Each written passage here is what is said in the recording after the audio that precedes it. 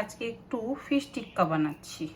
বেশ কিছু ভেটকি মাছের এরকম বড় টুকরো রয়ে গেছে, তো সেগুলো দিয়ে ফিশ টিক্কা বানিয়ে নিলে ছেলে ভালো খাবে। দেব এর মধ্যে অল্প ভাজা জিরের গুঁড়ো, খুব অল্প দিচ্ছি ধনে গুঁড়ো, কাশ্মীরি লঙ্কার গুঁড়ো, এটা একটু বেশি দেব, অল্প একটু গোলমরিচের গুঁড়ো দিচ্ছি। জোয়ান নিয়েছি হাতের মধ্যে, একটু বেশি করেই জোয়ান দিচ্ছি। জোয়ানটাকে এইভাবে একটু হাতে ঘষে নিয়ে তারপর সেটা দেব। এই জোয়ানটাকে না এইভাবে যদি হাতে একটু ঘষা হয় তাহলে সুন্দর গন্ধও বেরোয় আর জোয়ানটা একটু গুঁড়ো গুঁড়োও হয়ে যায়। একটু দেব বেসন, রোস্টেড বেসন নেই, নর্মাল বেসন আছে, সেই নর্মাল বেসনটাই দিচ্ছি। বেসনটা বাইন্ডিং এর কাজ করে।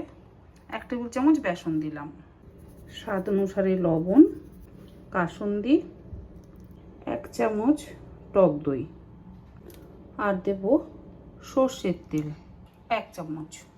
এবারে সব কিছু দিয়ে ভালো করে মেখে নেব। মাছ তো ভীষণ নরম, মানে ভেটকি মাছ তো ভীষণ নরম, তাই পাতিলেবু দিলে কি হয় আরও যেন নরম হয়ে যায়, সেই জন্য আমি পাতিলেবুটা আজকে আর ব্যবহার করছি না।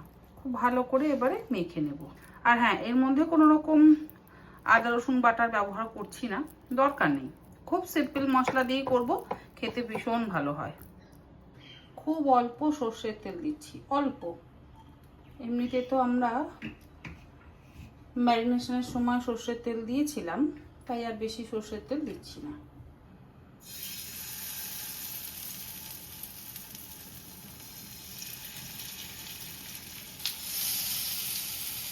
গ্যাসের ফ্লেমটাকে কিন্তু আমি একদম লোতে রেখেছি।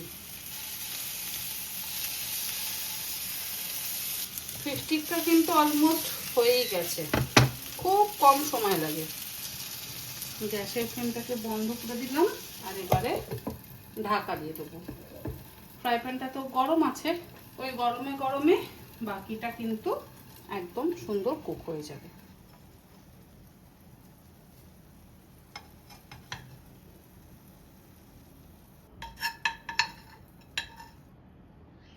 উপর থেকে দিয়ে দিলাম পাতিলেবুর রস। মাছ থেকে মাংস মাংস গন্ধ আসবে না, মাছ মাছ গন্ধ না তো।